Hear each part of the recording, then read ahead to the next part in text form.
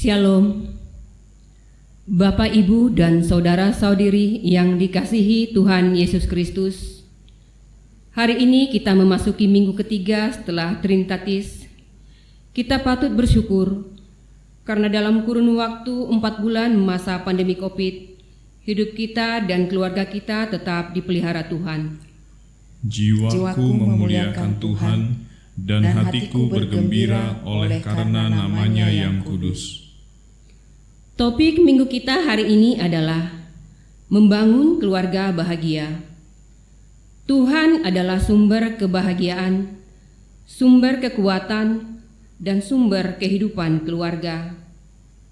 Berbahagialah setiap keluarga yang takut akan Tuhan, yang merenungkan firman-Nya siang dan malam. Besarlah Tuhan dan sangat terpuji, bagi Dialah kemuliaan sampai selama-lamanya. Ceritakanlah perjalanan imanmu bersama Tuhan Yesus, sebab Dialah penuntut sejarah keluarga dari generasi ke generasi. Aku dan seisi rumahku akan beribadah kepada Tuhan. Sungguh tak terselami rencana Tuhan di balik peristiwa COVID-19 ini. Tetapi yang paling nyata adalah semakin banyak jiwa-jiwa yang datang kepada Tuhan untuk bersujud kepadanya. Tuhan adalah kekuatanku dan mazmurku, kepada siapakah aku takut? Percakapkanlah segala kebaikan Tuhan. Hendaklah kita saling mendukung, saling membantu, dan saling menguatkan, sebab itulah ibadah yang sejati.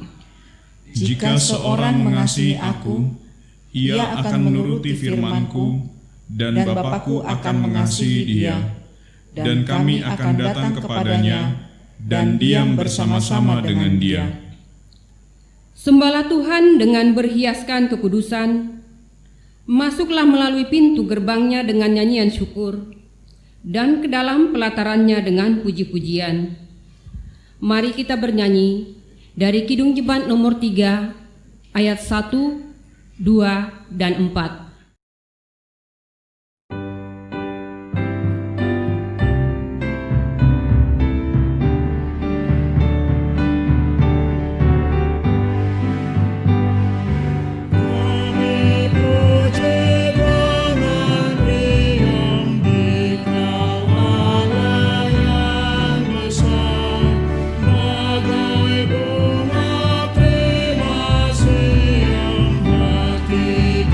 Kami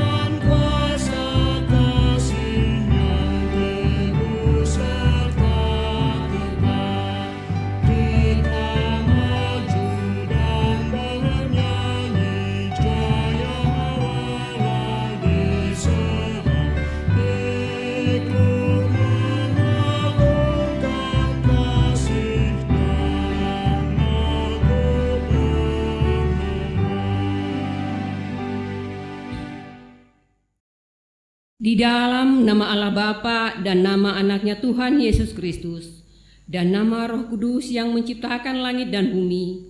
Amin. Dari jauh Tuhan menampakkan diri kepadanya. Aku mengasihi engkau dengan kasih yang kekal.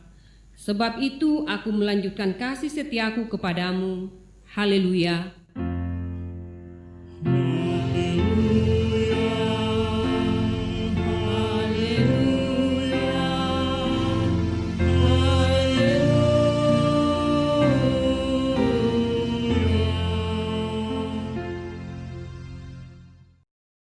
Marilah kita berdoa. Ya Tuhan Allah yang Maha Kuasa, berikanlah bagi kami iman yang benar, yang tumbuh dan kuat. Berikanlah bagi kami kasih yang setia mencintai Tuhan dan manusia. Berikanlah bagi kami pengharapan yang hidup, supaya kami bersukacita melakukan kehendak-Mu. Dengarkanlah doa permohonan kami ini, di dalam nama Yesus Kristus Tuhan kami. Amin. Kita bernyanyi dari Kidung Jemaat nomor 397 ayat 1 dan 2.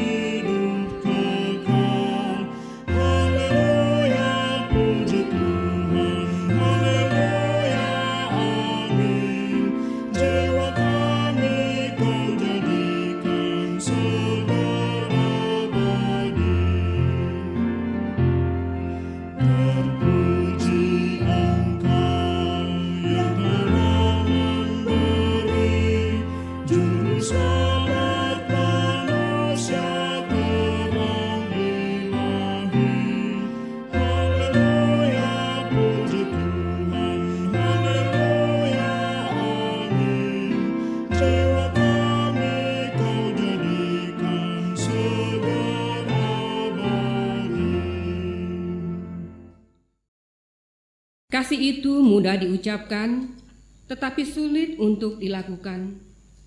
Banyak orang pasti berkata-kata tetapi lalai dalam berbuat. Mengasihi adalah panggilan hidup orang beriman.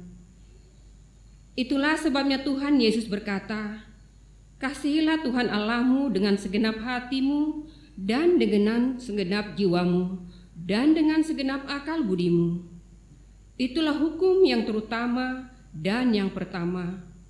Dan hukum yang kedua, yang sama dengan itu ialah, kasihilah sesamamu manusia seperti dirimu sendiri.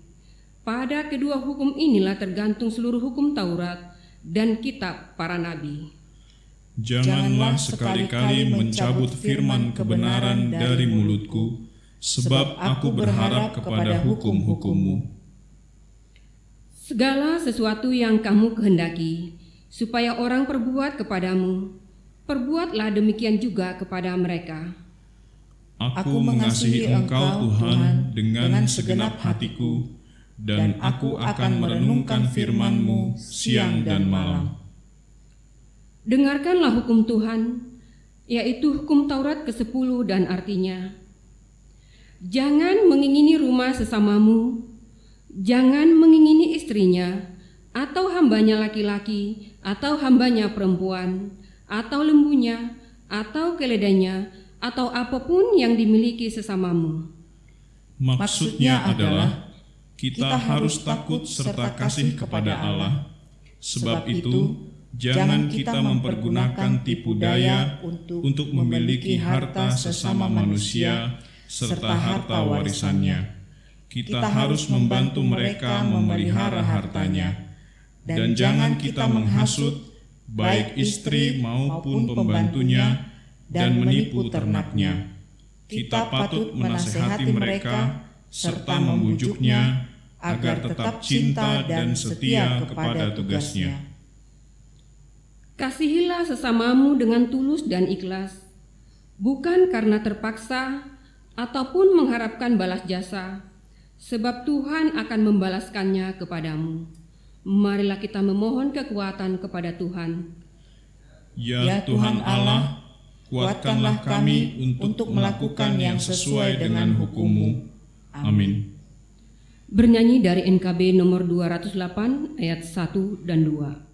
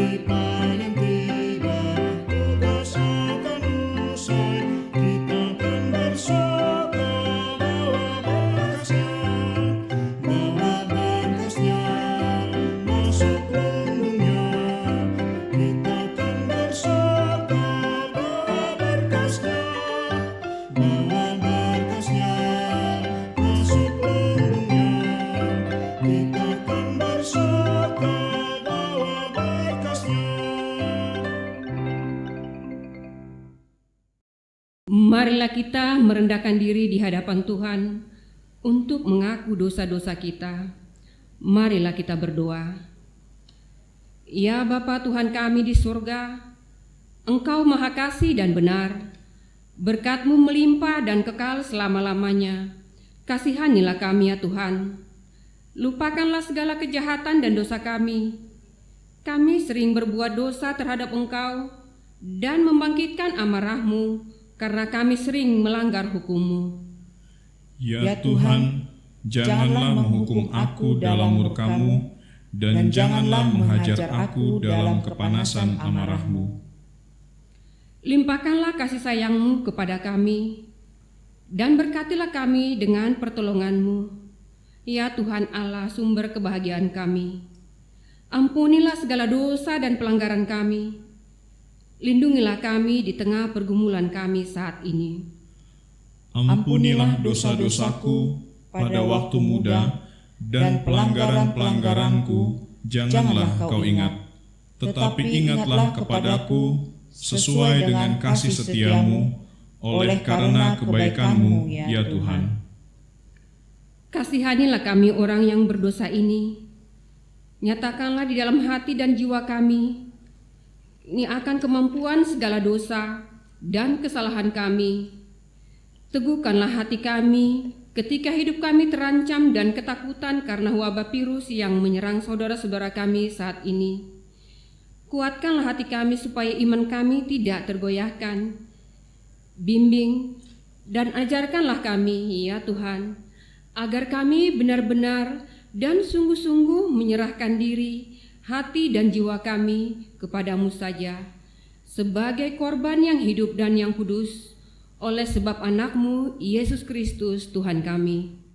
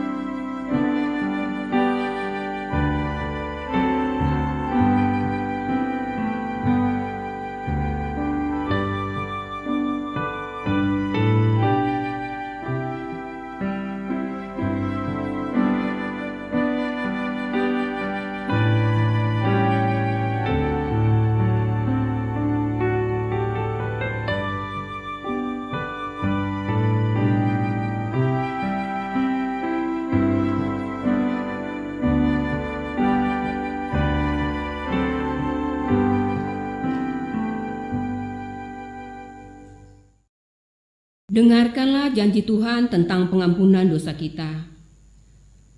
Tuhan adalah penyayang dan pengasih, panjang sabar dan berlimpah kasih setia. Tidak selalu Ia menuntut, dan tidak untuk selama-lamanya Ia mendendam. Tidak dilakukannya kepada kita setimpal dengan dosa kita, dan tidak dibalasnya kepada kita setimpal dengan kesalahan kita. Tetapi setinggi langit di atas bumi, demikian besarnya kasih setianya atas orang-orang yang takut akan Dia. Sejauh timur dari barat, demikian dijauhkannya daripada kita pelanggaran kita.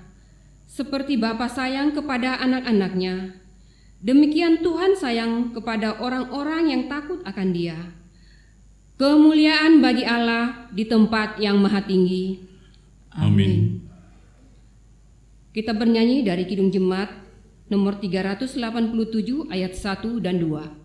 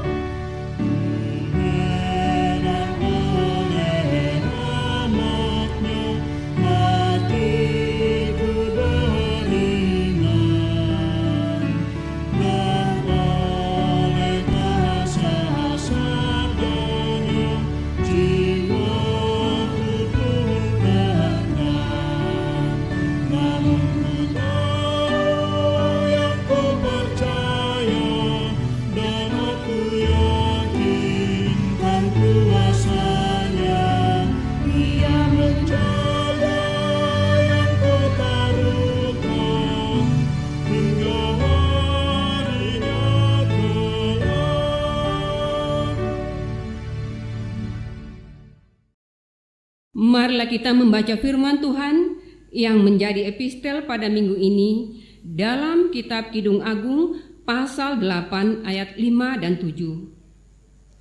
Siapakah dia yang muncul dari padang gurun, yang bersandar pada kekasihnya?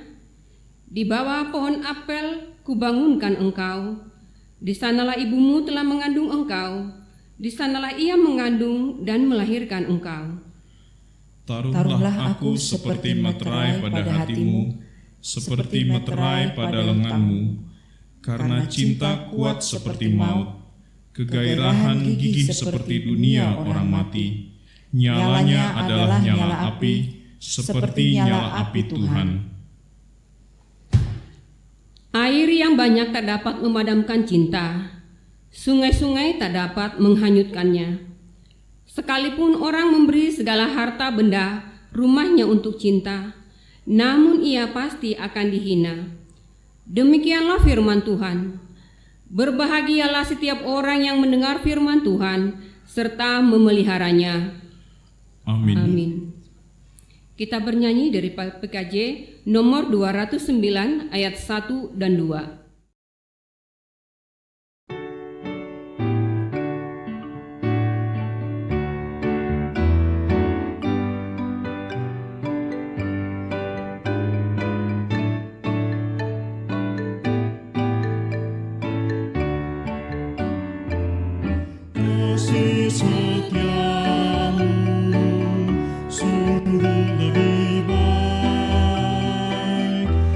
Lebih berharga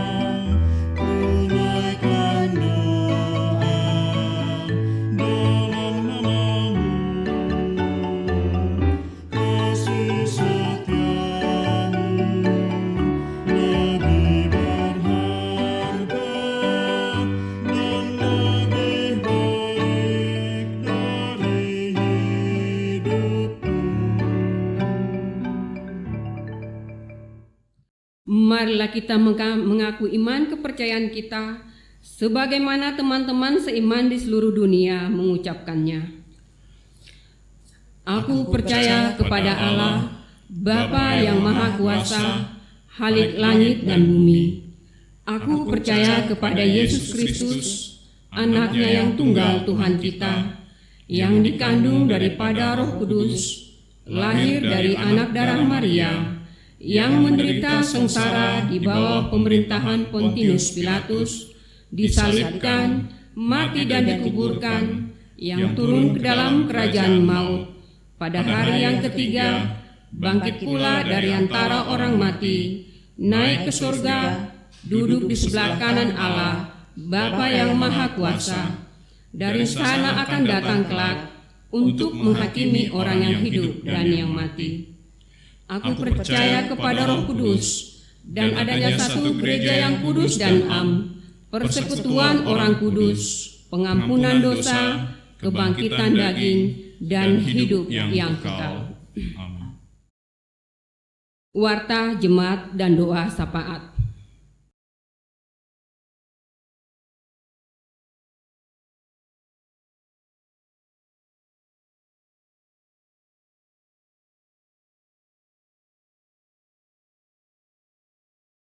Majelis HKBP Serpong menyampaikan selamat melaksanakan ibadah minggu di rumah kita masing-masing.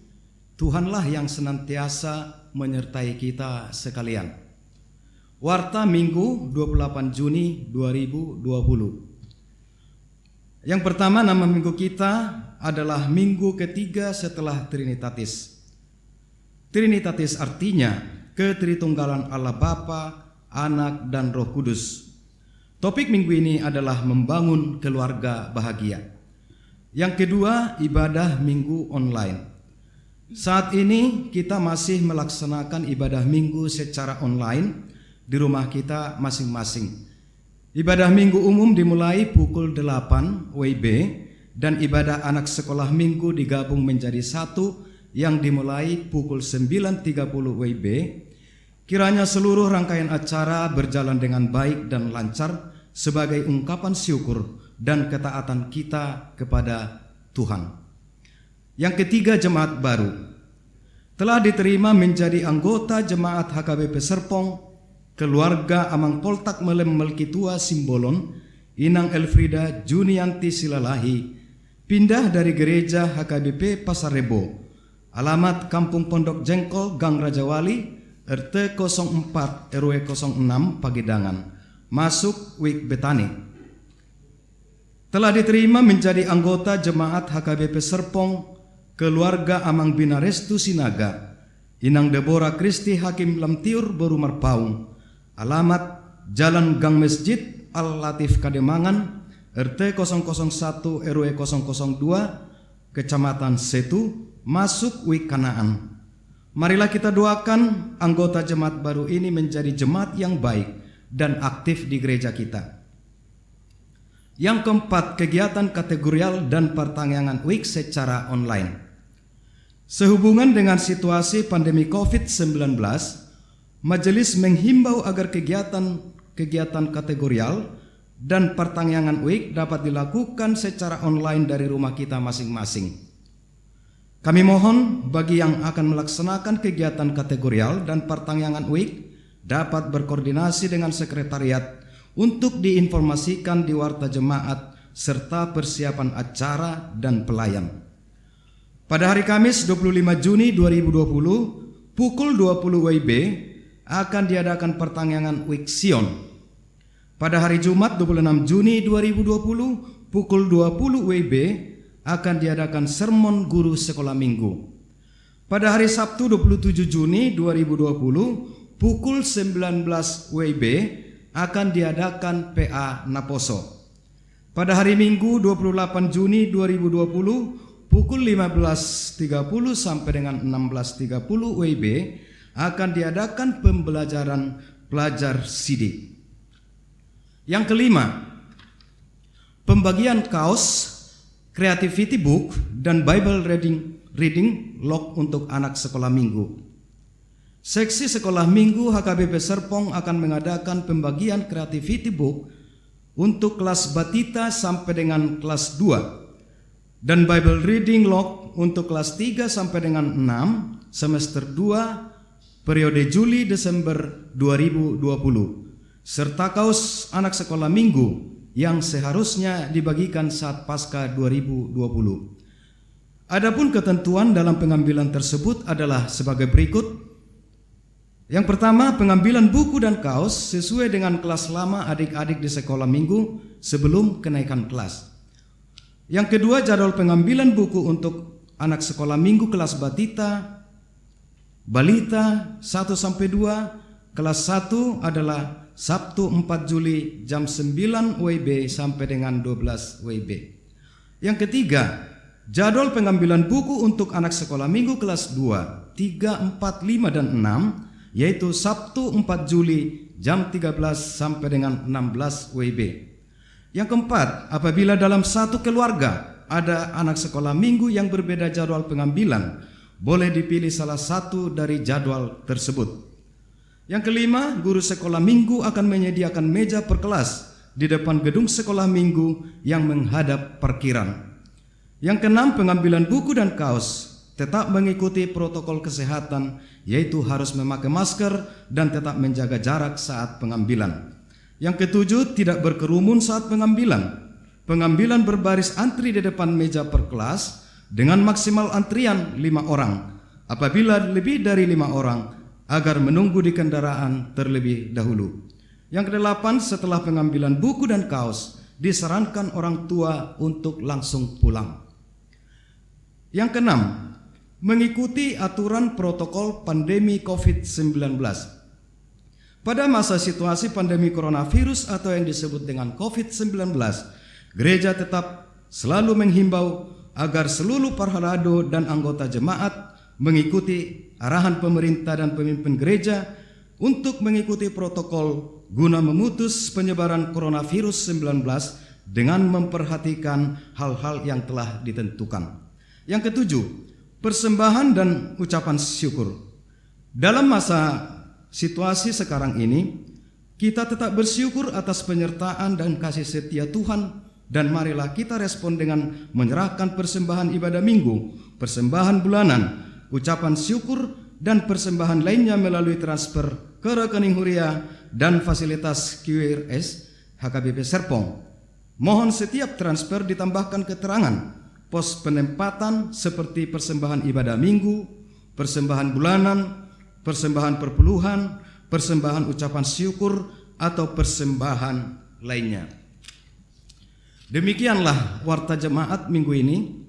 Warta laporan keuangan dan warta lainnya dapat kita baca pada lembar warta yang tertulis yang dibagikan melalui WA Group. Mari kita satukan hati dan pikiran kita berdoa.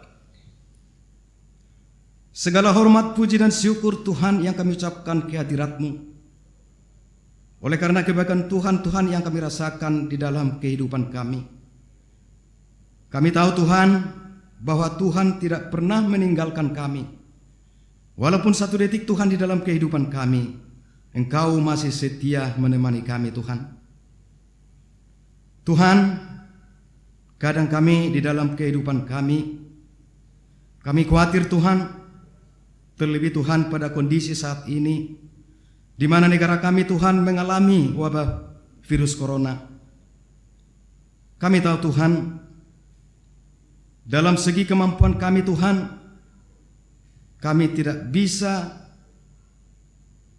secara perfect Tuhan untuk menghindar dari pandemi ini. Oleh karena itu Tuhan, kami mohon Engkau senantiasa memberikan kami kekuatan, terlebih Tuhan daya tahan tubuh, supaya kami juga mampu Tuhan luput dari pandemi virus corona ini. Begitu juga Tuhan, jika ada saudara-saudara kami yang mungkin terkena COVID Tuhan, atau menderita penyakit lain, kami memohon biarlah kuasa Tuhan yang senantiasa memberikan belas kasihan kepada saudara kami yang mengalami sakit penyakit. Terlebih Tuhan memberkati segala obat dan para medis Tuhan, sehingga mereka dapat memperoleh kesehatan. Berkati juga saudara Tuhan yang merawatnya atau keluarga, biarlah Engkau juga yang memberikan kekuatan. Tuhan, dalam pandemi ini Tuhan, kami merasakan Tuhan, betapa banyak mungkin Tuhan dari jemaat-Mu yang mengalami pergumulan hidup, kesulitan ekonomi. Tuhan, biarlah Engkau juga Tuhan yang memberikan kekuatan iman, supaya kami senantiasa berpengharapan kepada Tuhan, bahwa senantiasa Tuhan tidak akan meninggalkan kami di dalam kesulitan ini. Ajarkan kami Tuhan senantiasa bersyukur atas apa yang kami miliki saat ini dan apa yang kami meroleh saat ini. Kami juga berdoa Tuhan buat seluruh jemaat-Mu HKBP Serpong. Biarlah Engkau sertai Bapa, mulai dari anak yang terkecil sampai orang tua. Terlebih Tuhan, orang tua Engkau berikan roh hikmat dan bijaksana, supaya kami dapat mendidik anak-anak kami ini Tuhan seturut dengan kehendak-Mu. Berkati juga segala usaha dan pekerjaan kami Tuhan. Biarlah itu juga Tuhan bagian dari iman kami, supaya kami juga senantiasa mengungkapkan syukur kepada Tuhan atas apa yang kami miliki pada saat ini. Tuhan, kami juga berdoa buat bangsa dan negara kami ini Tuhan, kepada pemerintahan kami yang tertinggi sampai dengan terendah. Biarlah Engkau Tuhan yang memberikan roh hikmat bijaksana kepada pemimpin negara kami, supaya mereka juga dapat bertindak Tuhan mana yang terbaik, terlebih Tuhan dalam menghadapi pandemi virus corona ini. Tuhan, terima kasih juga Tuhan atas berkat-Mu pada saat ini, dan kami rindu Tuhan sebentar lagi mendengarkan firman-Mu. Biarlah melalui hamba-Mu Tuhan, Amang Pendeta kami Hotma Pasaribu, Engkau berikan kekuatan, Engkau berikan roh hikmat kepada Amang Pendeta kami, supaya firman yang ditaburkan boleh bertumbuh, boleh berakar di dalam hati kami masing-masing, sehingga kami boleh menjadi anak-anak Tuhan yang berkarakter di lingkungan kami Tuhan, dan selalu menunjukkan penuh dengan kasih sayang. Inilah doa kami Tuhan yang mungkin belum sempurna. Kami yakin dan percaya bahwa Tuhan akan memberkati dan memberikan apa yang kami butuhkan di dalam kehidupan kami. Dan jadilah kehendak-Mu Bapa, dalam nama Yesus kami telah berdoa dan ucap syukur. Amin. Kita bernyanyi dari NKB nomor 200 ayat 1 dan 3.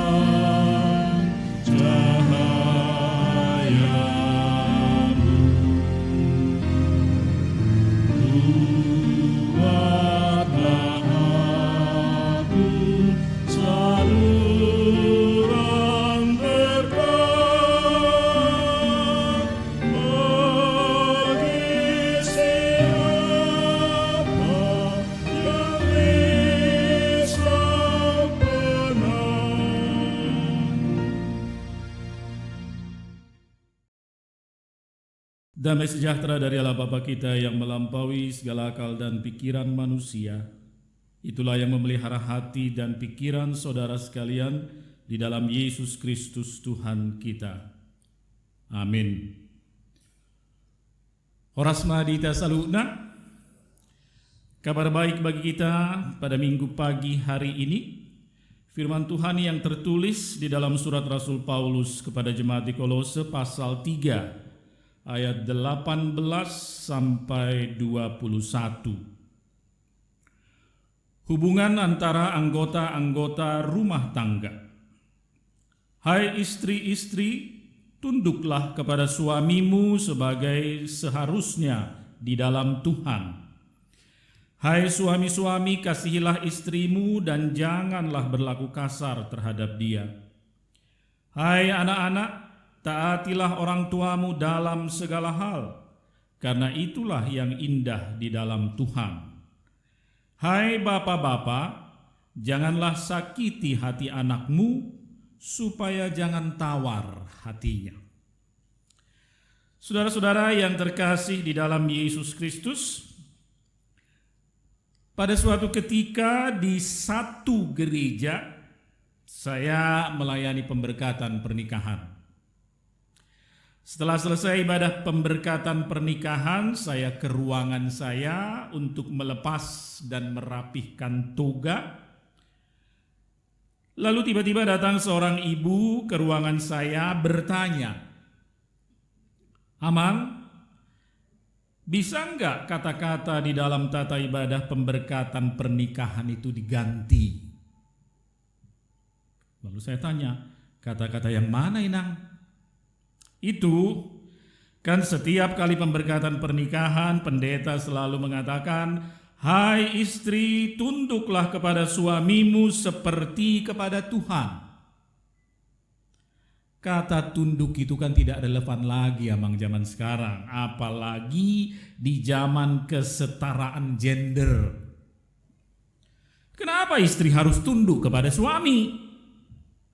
Itu kan menempatkan istri di posisi yang lebih rendah dari suaminya. Lalu saya tanya lagi, kalau mau diganti, Nang, kira-kira mau diganti dengan kata apa atau ayat yang mana? Ibu itu terdiam sedikit berpikir, lalu tiba-tiba ia berkata, "Ya pokoknya jangan pakai kata tunduk lah, Mang." Saudara, kata tunduk di sini memang telah menjadi kontroversi, bahkan mungkin ini menjadi kata yang paling dibenci banyak kaum perempuan. Terutama mereka yang mengaku dirinya kaum feminis. Tapi saudara, kalaupun seandainya kalimat atau ayat itu diganti dengan kalimat atau ayat yang lain, kan tidak berarti Kolose 3 ayat 18 itu menjadi terhapus. Mengganti kalimat atau ayat di tata ibadah pemberkatan pernikahan bukan berarti lalu menjadikan Kolose 3 ayat 18 yang berbunyi, "Hai istri, tunduklah kepada suamimu," lalu menjadi hilang. Tidak. Kalimat itu tetap ada di dalam Alkitab. Dan kita tentu percaya bahwa semua yang tertulis di dalam Alkitab adalah firman Tuhan. Tetapi saudara, mari saya mengajak kita semua untuk jangan negatif thinking dulu terhadap kata tunduk di sini, ya. Tunduk, apa artinya ini? Apa maksudnya istri tunduk kepada suami? Yang pertama, saudara, tunduk di sini adalah di dalam konteks suami istri yang sepadan. Ingat firman Tuhan ketika Allah hendak menciptakan Hawa? Apa kata Tuhan di situ? Allah berfirman, "Tidak baik kalau manusia itu seorang diri saja, aku akan menjadikan penolong baginya yang sepadan dengan dia." Apa arti sepadan? Sepadan artinya sejajar, setara, selevel. Tidak yang satu lebih rendah dari yang lain, tidak, sepadan, sejajar. Karena itu tunduk bukan berarti menempatkan istri di tempat yang lebih rendah dari suami.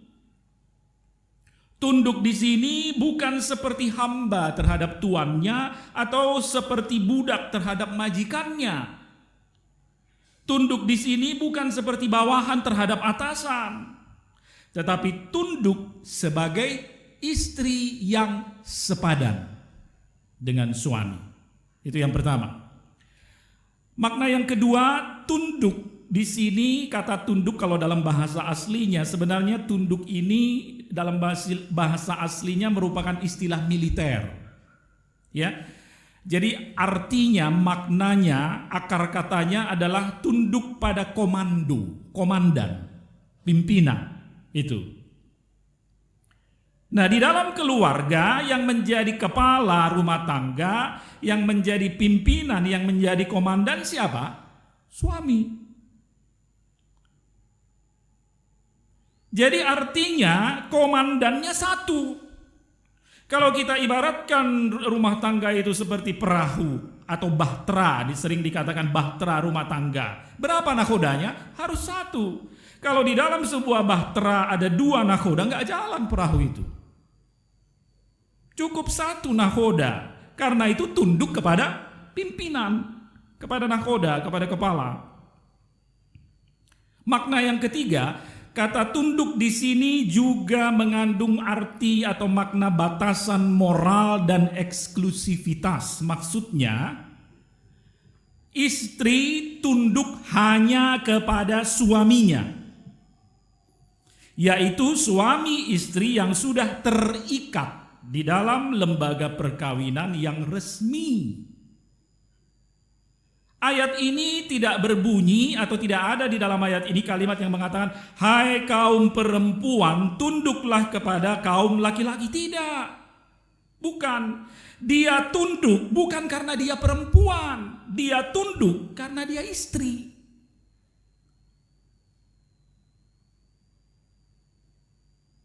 Lalu yang keempat, saudara, ini poin penting di dalam kata tunduk di sini adalah tunduk itu dilakukan atas kehendak dan kesadaran sendiri.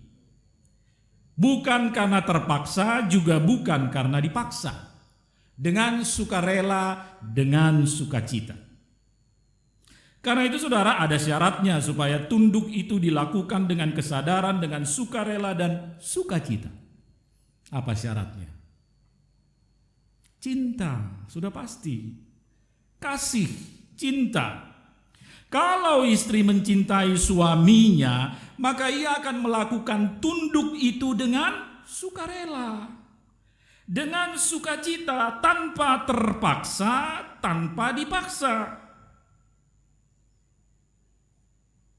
Bukankah ibu-ibu, ya, ibu-ibu jemaat sekalian yang mendengarkan firman ini, bukankah ibu-ibu menikah dengan laki-laki yang kemudian atau yang sekarang menjadi suami ibu, kan karena ibu mencintai dia, kan? Kalau dalam cinta tidak boleh ada keterpaksaan. Lalu pertanyaannya kemudian, apakah hanya istri saja yang punya kewajiban terhadap suami? Padahal kita tahu hubungan suami istri yang baik adalah hubungan yang mutual. Ya, ada timbal balik, saling dalam artian positif. Nah, ternyata suami juga punya kewajiban. Suami juga punya kewajiban terhadap istri. Hai suami-suami, kasihilah istrimu dan janganlah berlaku kasar terhadap dia. Istri wajib tunduk pada suami, suami wajib mengasihi istri. Timbal balik kan? Sama. Tidak dikatakan di sini, kalimatnya tidak berkata, hai suami perlakukanlah istrimu dengan adil, atau hai suami berikan upah yang patut buat istrimu. Tidak ada kalimat begitu di sini. Kenapa? Karena istri kan bukan hamba dan suami bukan tuan. Sehingga perlu diingatkan Tuhan harus adil terhadap hambanya. Bukan, dia bukan hamba dan tuan.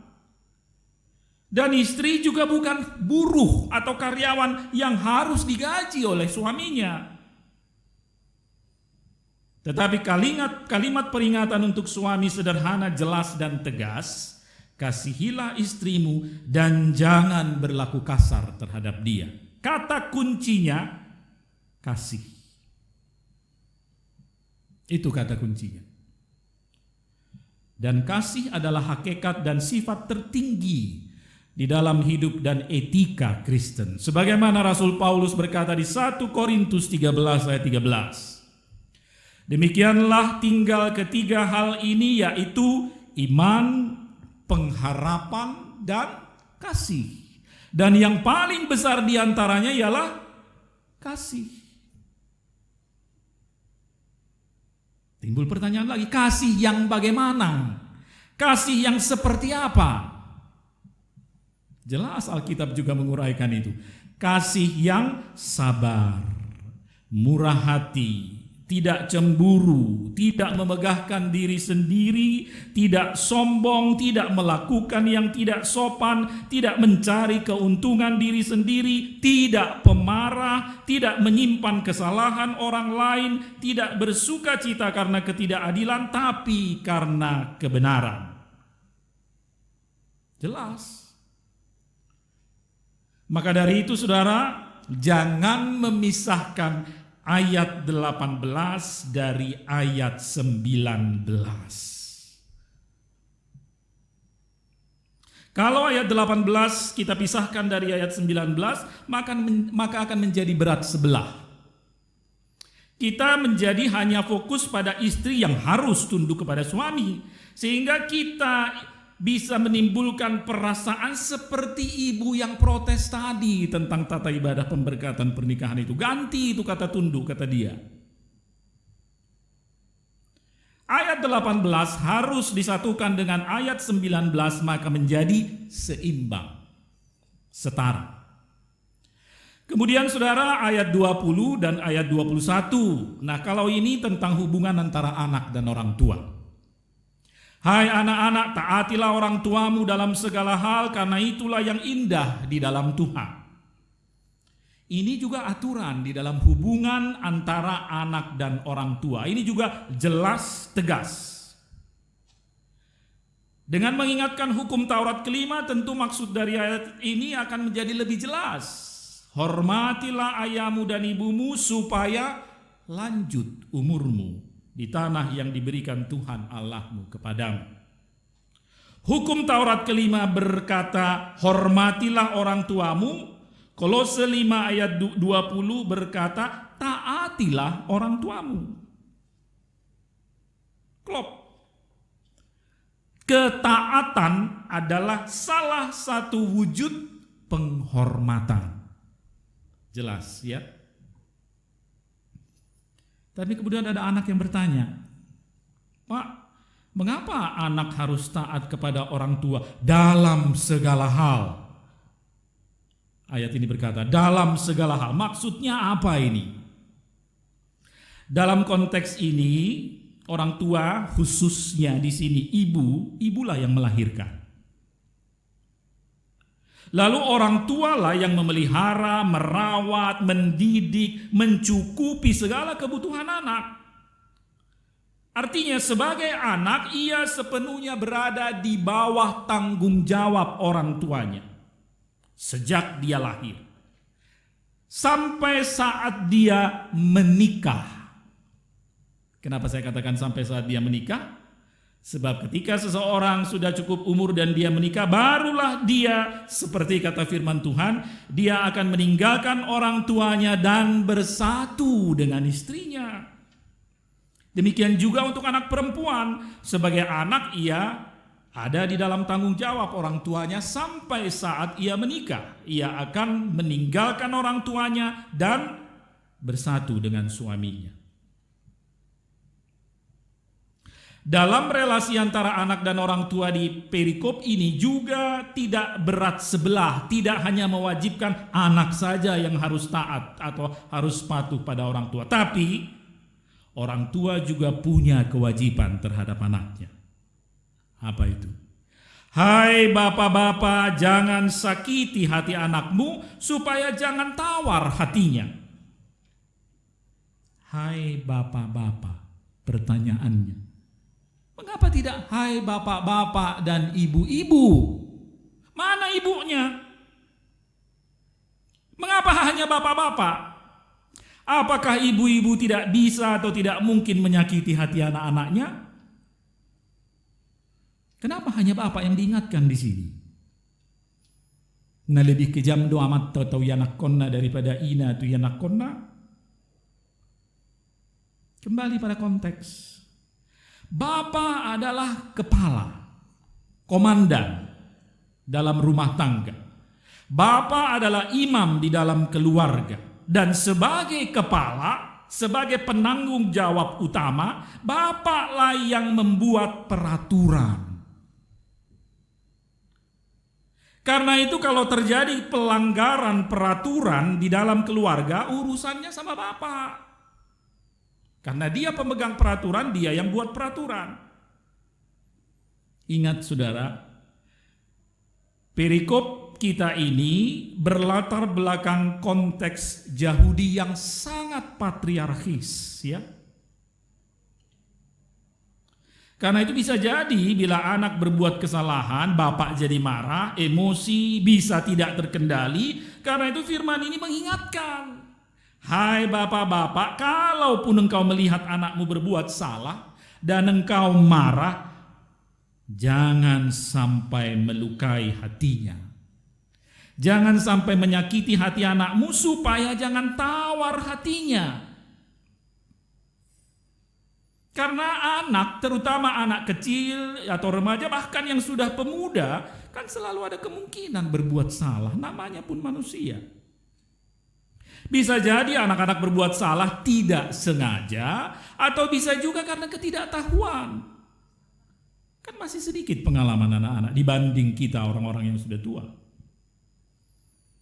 Maka ketika ia berbuat salah, tegurlah dia, tapi jangan sakiti hatinya, supaya jangan tawar hatinya. Tawar hati. Apa ini tawar hati? Mau di hata-hata di dok madeli. Madeli itu putus asa. Dalam bahasa Inggris, discourage. Discourage itu patah semangat, patah hati, merasa kecil, merasa tidak berarti. Jadi saudara, tawar hati itu ternyata berbahaya. Karena itu jangan sampai anak-anak tawar hati. Karena kalau anak tawar hati, orang tua juga yang susah.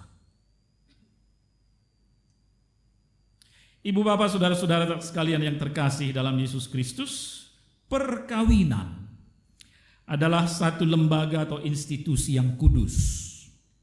Bahkan perkawinan Kristen itu juga disejajarkan seperti hubungan Kristus dengan jemaat.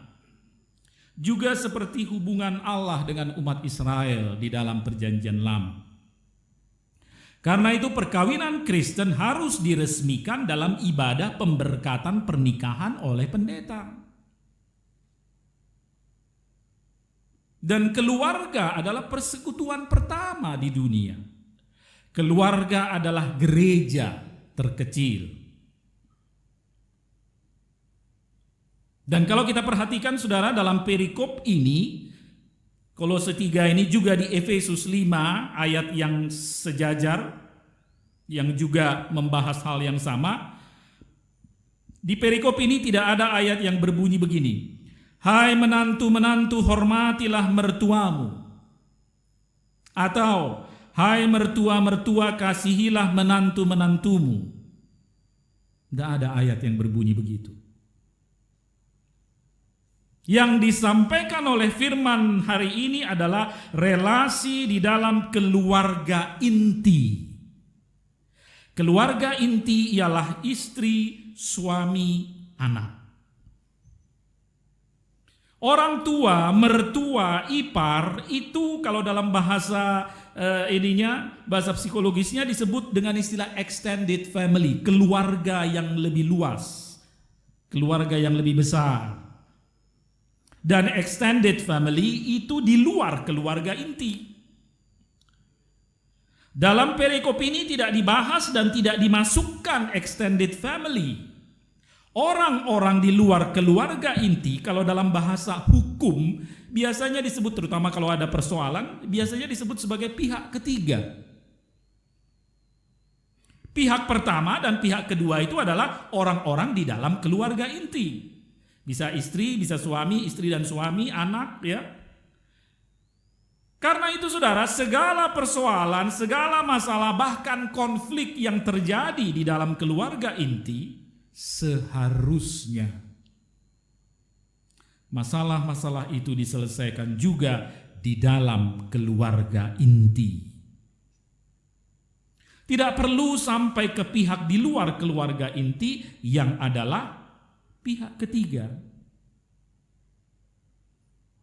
Maka disinilah dibutuhkan kepemimpinan yang arif dan bijaksana dari seorang kepala rumah tangga.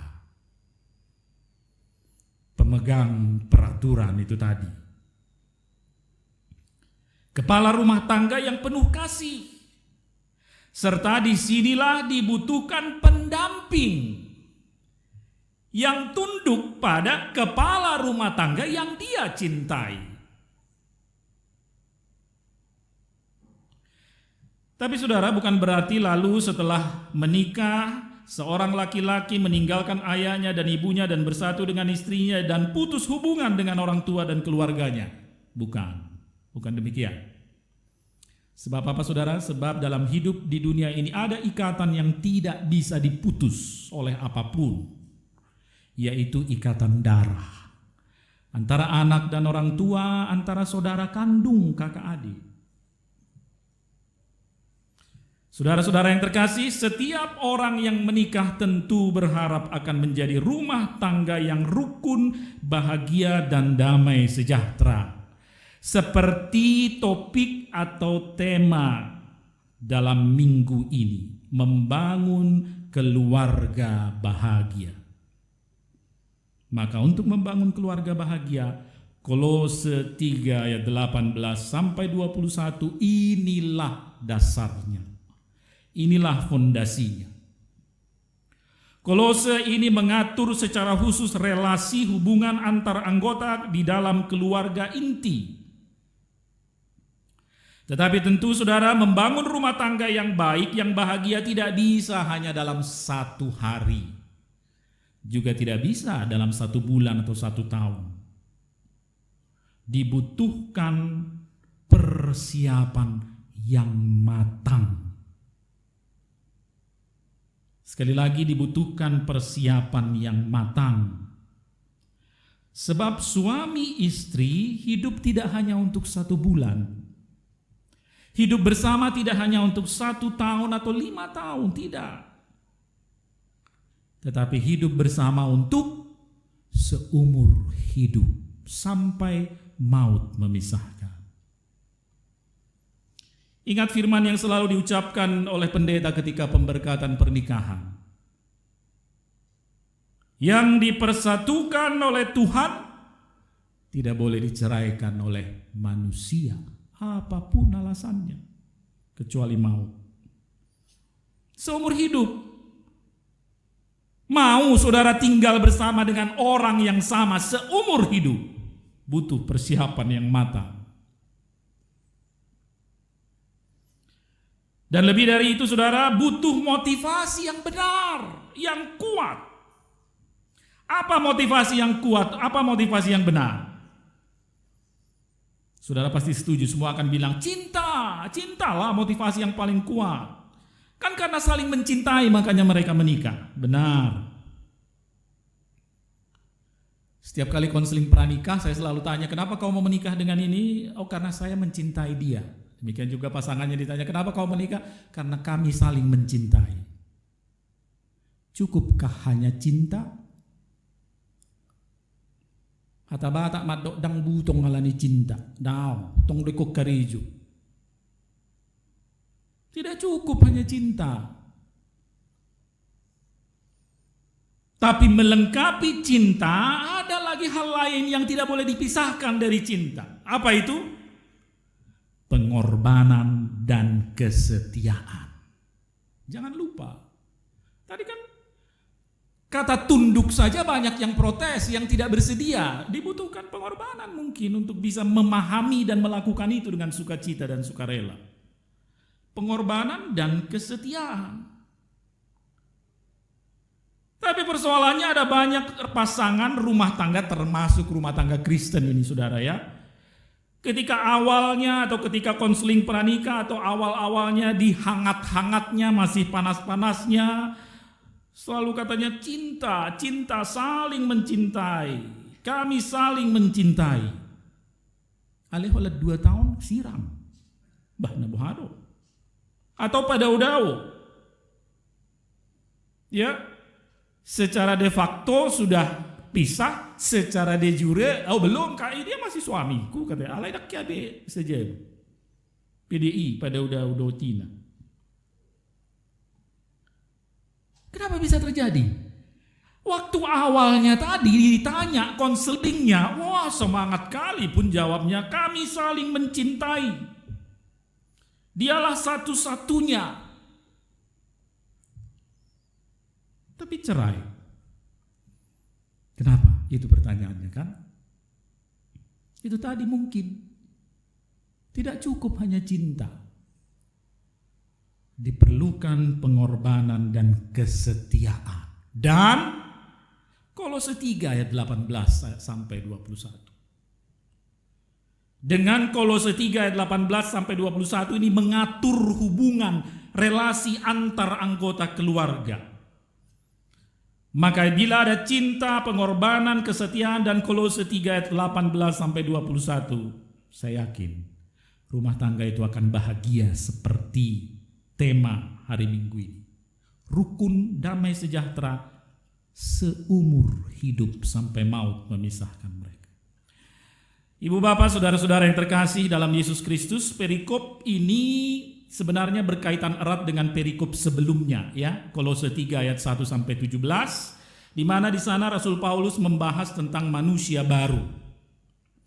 Di dalam Kristus setiap orang Kristen yang telah dibaptis telah menjadi manusia baru. Dan tanda-tanda manusia baru adalah orang yang telah mematikan segala sesuatu yang duniawi seperti percabulan, kenajisan, hawa nafsu, keserakahan, dan penyembahan berhala. Manusia baru juga adalah orang-orang yang tidak lagi menyimpan amarah, geram, kejahatan, fitnah, kata-kata kotor, dan dusta. Maka dari itu, saudara-saudara, rumah tangga Kristen adalah rumah tangga yang didirikan oleh manusia-manusia baru dan yang terdiri dari manusia-manusia baru. Di dalam Kristus, diperbaharui di dalam Kristus. Inilah yang membedakan rumah tangga Kristen dari rumah tangga lainnya. Ini bedanya, jelas. Dan bila ini kita lakukan, diwujud nyatakan, percayalah, setiap rumah tangga Kristen yang hidup di dalam firman ini akan menjadi rumah tangga Kristen yang berbahagia, rukun, damai, sejahtera. Maka saudara, di dalam rumah tangga Kristen, kata-kata tunduk, kasih, hormat, jangan sakiti hatinya, itu adalah kata-kata yang dengan sukarela, sukacita akan diwujudkan di dalam rumah tangga itu dengan kasih, dengan cinta. Sebab ketika orang Kristen memutuskan untuk mendirikan rumah tangga, itu artinya mereka sepakat dan mereka berjanji di hadapan Tuhan dan di hadapan jemaat untuk saling mengasihi di dalam Kristus. Kasih itulah yang paling tinggi. Kasih itulah yang paling sempurna, ikatan yang paling sempurna. Dan saudara, Di setiap kali ibadah pemberkatan pernikahan, ada lagu yang selalu pasti akan dinyanyikan itu setiap pemberkatan pernikahan, ya. Kalau bahasa Batak liturginya maka pasti dinyanyikan buku Ende 159. Kalau bahasa Indonesia maka pasti akan dinyanyikan Kidung Jemaat 318. Yang kata-kata ayat satunya begini: berbahagia setiap rumah tangga di mana kaulah tamu yang tetap, dan merasakan tiap sukacita tanpa Tuhannya tiadalah lengkap. Di mana hati girang menyambutmu dan memandangmu dengan berseri, tiap anggota menanti sabdamu dan taat akan firman yang kau beri. Saya mengajak jemaat kita semua bersama-sama menyanyikan ayat yang kedua.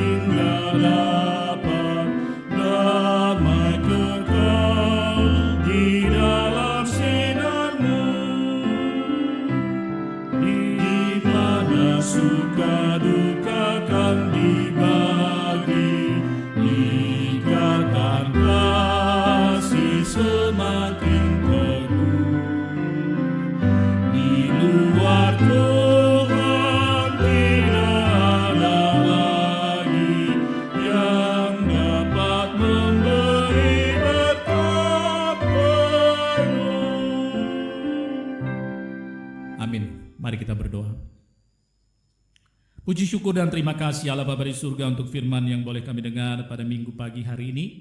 Lekatkan firman-Mu di hati kami ya Tuhan, utuslah Roh-Mu yang kudus menolong kami, memampukan kami, sehingga kami tidak hanya mendengar firman-Mu, tapi tolong kami untuk dapat mewujud nyatakan firman-Mu, menghayati dan melakukannya di dalam kehidupan kami sehari-hari, terutama di dalam rumah tangga kami masing-masing.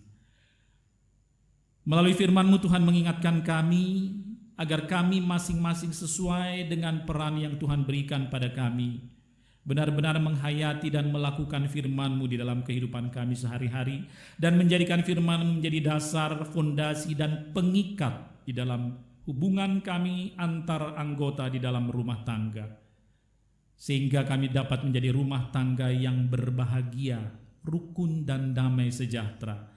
Sebab kami hidup berdasarkan dan di dalam firman-Mu senantiasa. Berkati seluruh anggota jemaat-Mu Tuhan di HKBP Serpong, juga hamba-hamba-Mu para haladu. Terutama Tuhan, kami mau berdoa bagi saudara-saudara kami, jemaat gereja HKBP Serpong yang terdampak secara ekonomi karena pandemi COVID ini. Ya Tuhan, di tengah-tengah situasi sulit yang mereka alami, kiranya Tuhan tetap berkenan menyatakan kuasa dan kasih-Mu serta pertolongan-Mu kepada mereka, terutama melalui anak-anak Tuhan, melalui umat-Mu yang dengan sukacita, sukarela melakukan pelayanan diakoni yang membantu saudara-saudara kami. Terima kasih Bapa di surga, kami serahkan hidup kami hanya ke dalam pimpinan Tuhan saja. Dalam nama Yesus Kristus kami berdoa dan bersyukur. Amin. Sebagai ungkapan syukur, jemaat akan mengumpulkan persembahan dan kita memuji Tuhan dari NKB 212 ayat 1 dan 2.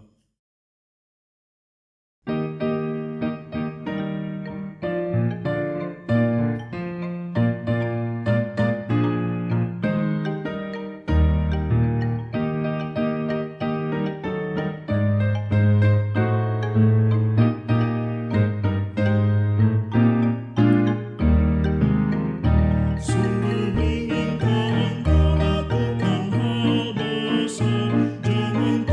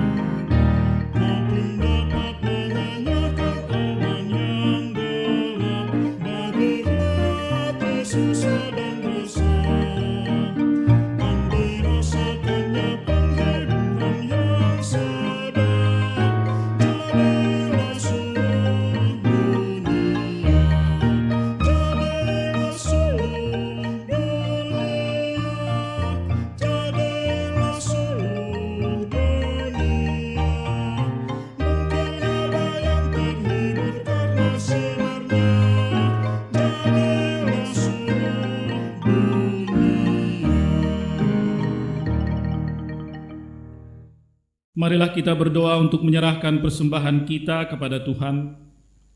Ya Allah Bapa kami yang di surga, kami mengaku bahwa Tuhan adalah sumber dari segala karunia yang melimpah dalam kehidupan kami masing-masing.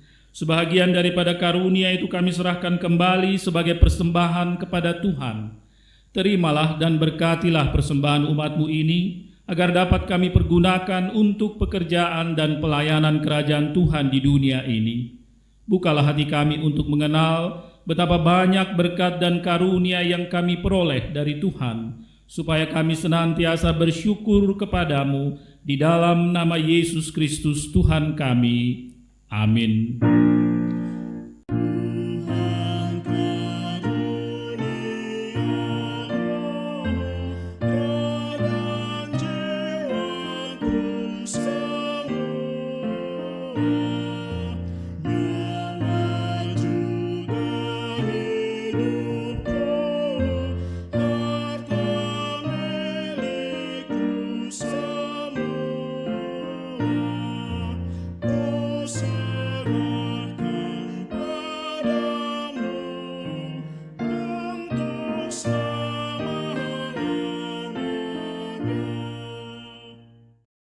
Bapa kami yang di surga, dikuduskanlah nama-Mu, datanglah kerajaan-Mu, jadilah kehendak-Mu di bumi seperti di surga. Berikanlah kami pada hari ini makanan kami yang secukupnya, dan ampunilah kami akan kesalahan kami, seperti kami juga telah mengampuni orang yang bersalah kepada kami. Dan janganlah membawa kami ke dalam pencobaan, tetapi lepaskanlah kami daripada yang jahat.